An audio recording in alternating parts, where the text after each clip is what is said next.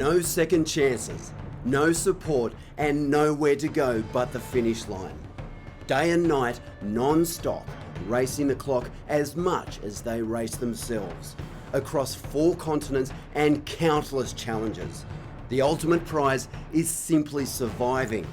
The journey, the tears, and the triumphs. Welcome to Wild Races.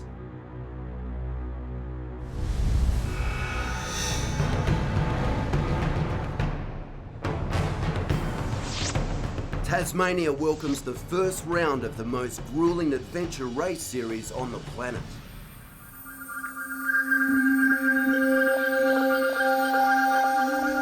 Yeah, stunning is the only word I can describe it with, I think. You have to see it to believe it. It's a kind of a mystic place. You can feel a different energy. It's really intense. Really, really intense. Tasmania has some amazing adventure opportunities. It's recognised as one of the world's great wildernesses. You've got wild rivers, rugged mountain peaks, so they'll have some challenges. It's just the isolation, the nature. It's gorgeous.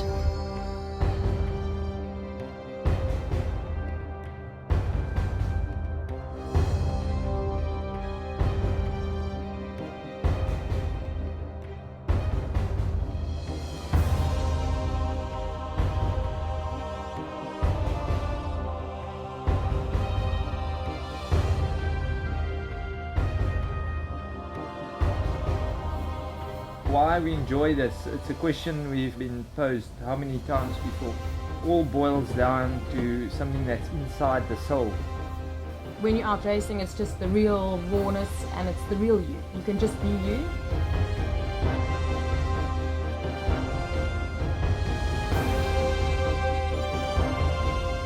I told myself after Cairns, no way am I doing another race like that. 4 months after the race, I was thinking, that was pretty fun. It's pretty easy to get hooked. I actually don't know why we do it. We just forget the pain so quickly that we always come back for more. After about the second or third day, it just becomes a way of life. Pain comes and goes. Your body starts going, all right, your right knee hurts. But if you ignore it long enough, the body will go, she's not listening. I'll try the left one. And then obviously if you ignore that long enough as well, the next thing that starts hurting might be a blister or whatever else can hurt. You just got to focus on the one that's hurting and just go, nah, that's not there. Life in general is pretty easy, and this is a way to really push yourself, to really see what you're made of, to really see how far you can go. Expedition behavior is about staying as comfortable and as calm as you can for as long as you can, and then when it's go time, suffer. Before you know it, you find yourself, day 8 in an adventure race.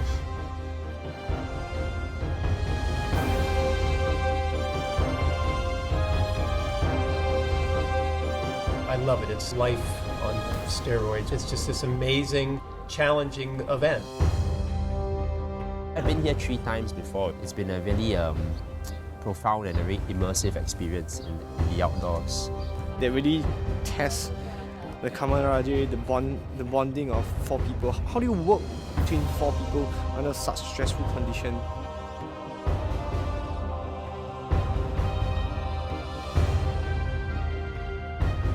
Until you've actually done an expedition race, you don't get to experience the feeling of elation of actually achieving a huge goal.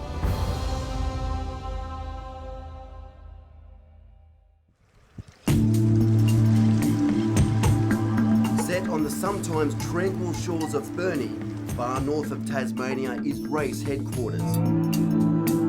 For the first time, teams meet and start the logistic process of checking equipment and planning for the adventure ahead. It's a sport that attracts all sorts of people. You have the elite guys at the front who are racing semi-professionally or even professionally. It really draws the people who just want to overcome some enormous challenge.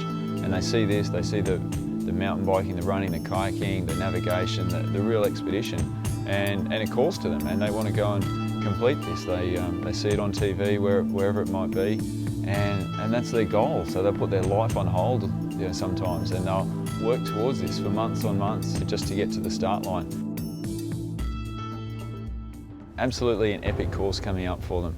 They have a playground on the west coast that is unparalleled anywhere else in the world. It's remote, it has really rough terrain, but incredibly beautiful and scenic terrain as well.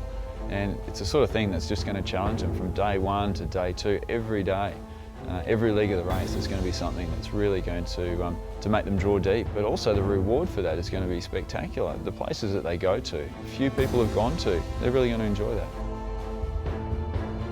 It's quite an epic course. Some big epic legs. We're going to be swimming across ice cold lakes, paddling 4 in one 2-person boat. That'll be exciting.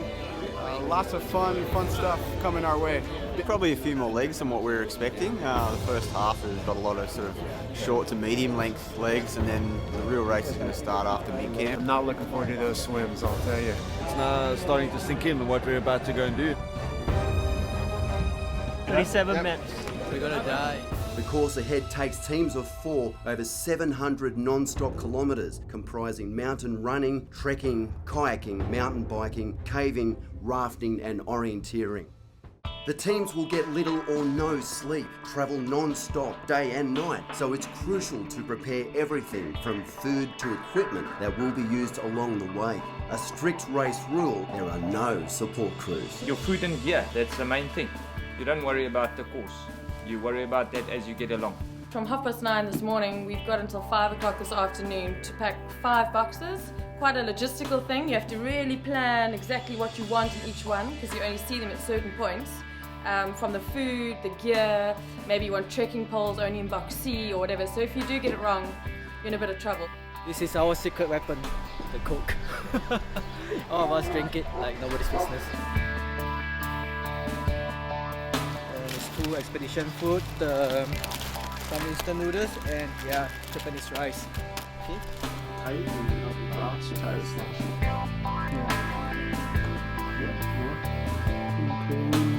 Luckily, we brought from North America some portage wheels. Got all our sections figured out and how many bags of food, some emergency blankets, from Venture Medical Kits. Just follow roughly as closely this trail that you're going to do. When you start looking on the map and seeing the contours and realising how wet and cold we're going to be, it's pretty daunting actually.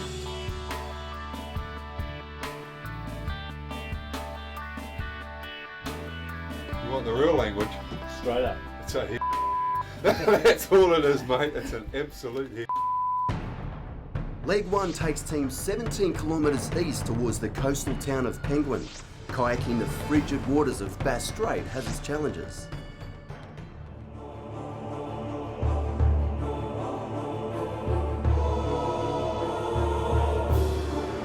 I don't think I've ever seen a more beautiful day in Tasmania ever. Blue skies. The waves out there, very nice. So now we have to find a spot on the beach to squeeze in because we're going that way. And so we want to kind of be more over there. Because it's going to be a tight squeeze to get up to the shooting range. So we got to hustle to get up there quick. Here we go again. Relaxed. I'm looking forward to a nice sunny paddle down the coast and then shooting. Thanks for the sunshine. Yeah, and the tailwind. We'll take it. Self-motivation. We positive, we're driven, we're keen. Everyone's in the right place this morning. Brazilian strong. You've got to take all the wet weather gear, you've got to take dry gear. You know we're going to be freezing cold in the canyons and probably in the cave later on today even. So just preparing for that makes it a logistical nightmare and just again sows that seed of doubt when you think about things like your feet being constantly wet for 5 days and just going to get torn apart with blisters. The thing for us is just to be in and doing it. This kind of stuff beforehand and the butterflies in the stomach and checking out the other teams. That's the worst part. Dying to just get started.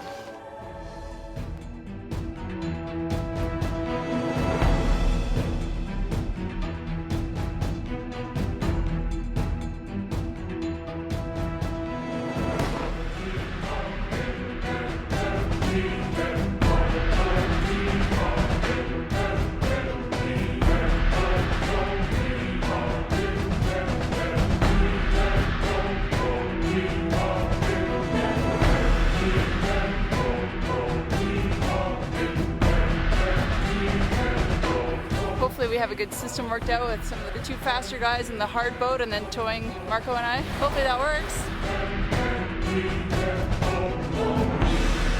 Struggling a bit to keep the boats going straight.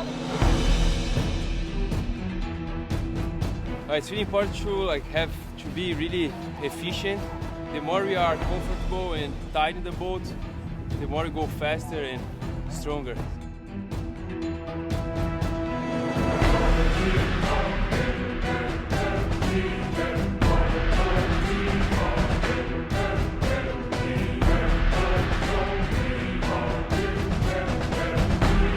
If a team misses a checkpoint, they get a time penalty, and that really causes a big disadvantage to them. So they always want to get all the checkpoints. You know, maybe the rear teams might miss some checkpoints, but if you're competitive, you've got to get every checkpoint, there's no question.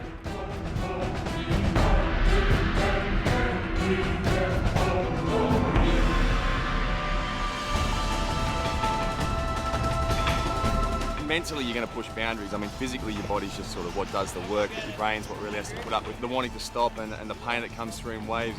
It's not consistent. You know, you'll sit there and all of a sudden a part of your body will get sore, and then you'll shift and it'll be all right for 5 minutes, and then you'll get 20 minutes of pain in another part of your body. And you just have to know that sooner or later it's going to end and just keep pressing through it. So it's definitely a mind game out there. Keep going, just keep going.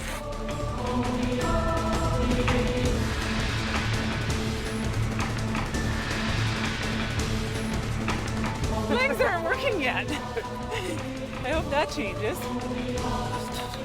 Freezing cold now. It's just because we're wet and we're in the shade. As soon as we're in the sun, we'll be fine and walking. We like to get up to the guns before the bottleneck. A short, sharp run leads to the formidable gun range, where, barring any time penalties, our teams head into the first grueling test of Tasmanian wilderness.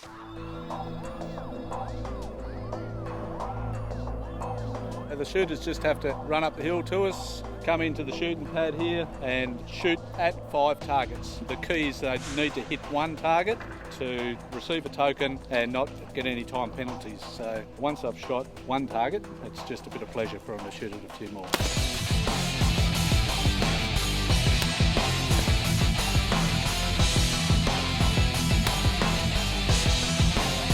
That's a girl! 4 to 5, man.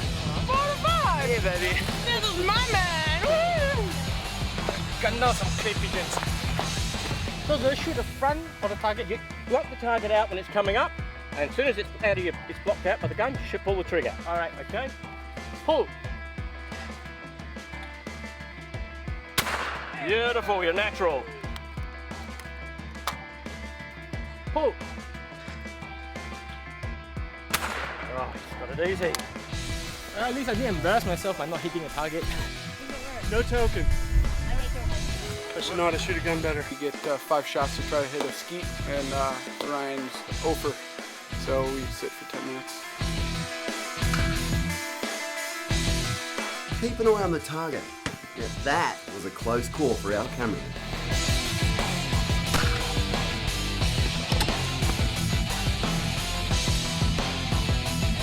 Thank God I'm not holding up the team because I almost had a disaster already.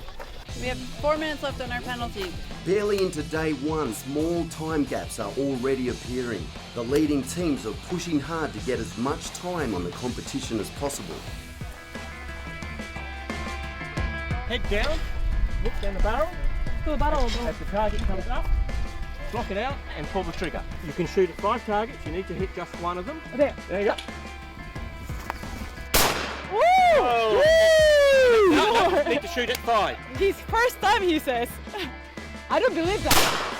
No penalty here. I think everyone's okay with it. But there might be some bad feelings that come out late in the night. But overall, it's 10 minutes in a 7-day race.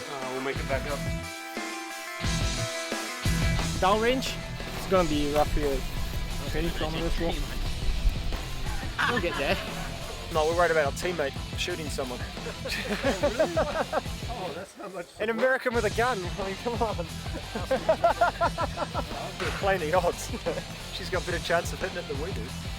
5 out of 5, bitches. The first one I was like, oh, this isn't that hard. It's just like the little deer running in across the video. We've only had 2 people miss out of 25 people through this part of here, so they're going really well. Survived the pedal, and now we're trusting Luther to do some shooting. Paul. I gotcha. I nicked it. Okay. There's the token, mate. All the best. He got 4 out of 5, shot very well. Some of them don't get the head down the gun, make it look a bit hard, but he was natural. No 10-minute penalty. And back on the road. So we're going to hit 4 checkpoints over about 16 k's. I think each is off track, and then onto the bikes. Tasmania's wild spaces create the perfect backdrop where teams finally settle into their race pace and reflect on their individual performances so far. Yeah, we've had a nice paddle and a nice trail run. It's been really fun so far. It's always nice to get out and onto the course after the few days of preparation. Great bits of terrain out there in those creeks. Had my first taste of some Tassie bush and I liked it. Beautiful plants, trees, vegetation. Got some nice little re-entrance, muddy spots. Team's moving nice and fast and working well together.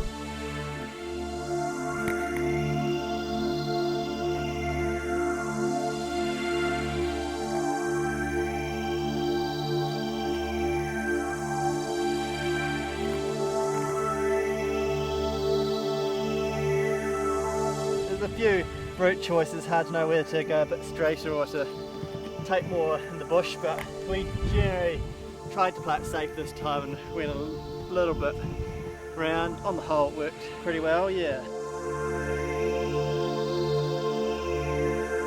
That was a really beautiful trek into the stream, so lush and green here.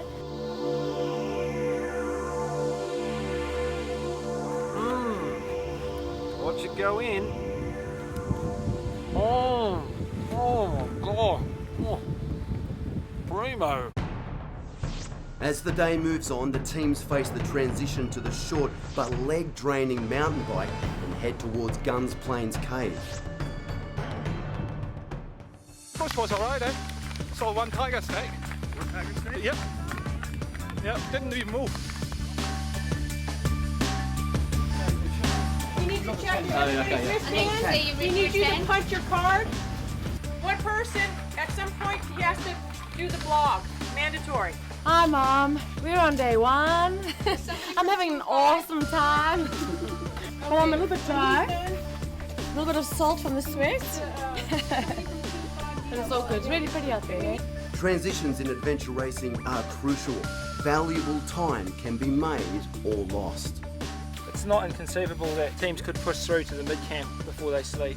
I mean, ideally that would be the obvious thing to do, but not at the cost of destroying yourself. We just, do our own race. Just have a good pace and, yeah, without hurting us too much. Now we're looking forward to a nice bike ride. The leading teams are quick through transition, creating early time gaps that may be hard to make up, even at this early stage. Rob's doing the nav, hitting everything spot on, so that's all good. We're not overextending ourselves, so, there's a fair bit more to go.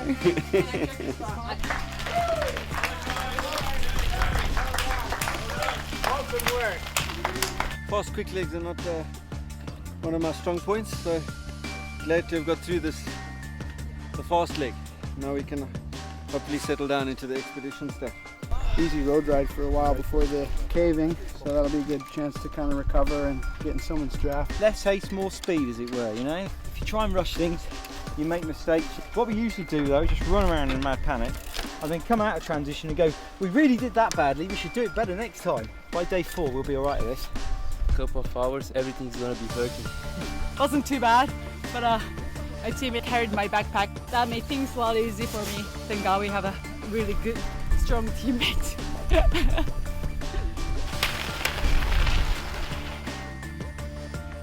This bike ride, then a cave. Cave should be fun. And then the next bike ride's probably going to be a bit tougher.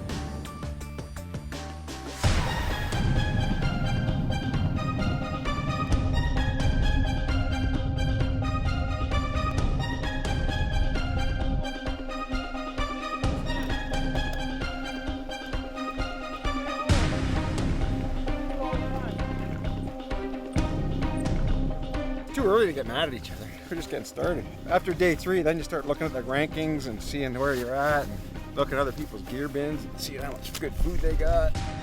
The epic hill leg takes an early toll on some teams, whilst others simply take it in their stride. Right, easy ride.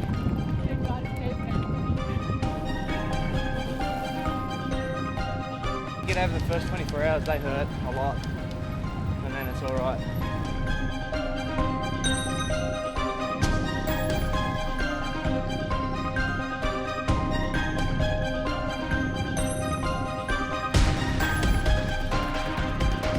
He's only doing that for the camera. Normally I'm fine on my own. Australian team Blackheart have already put time on their rivals, though Merrill and Techno Extreme are now working on closing the gap. For some, what lies ahead will turn this into a race for survival. Next time.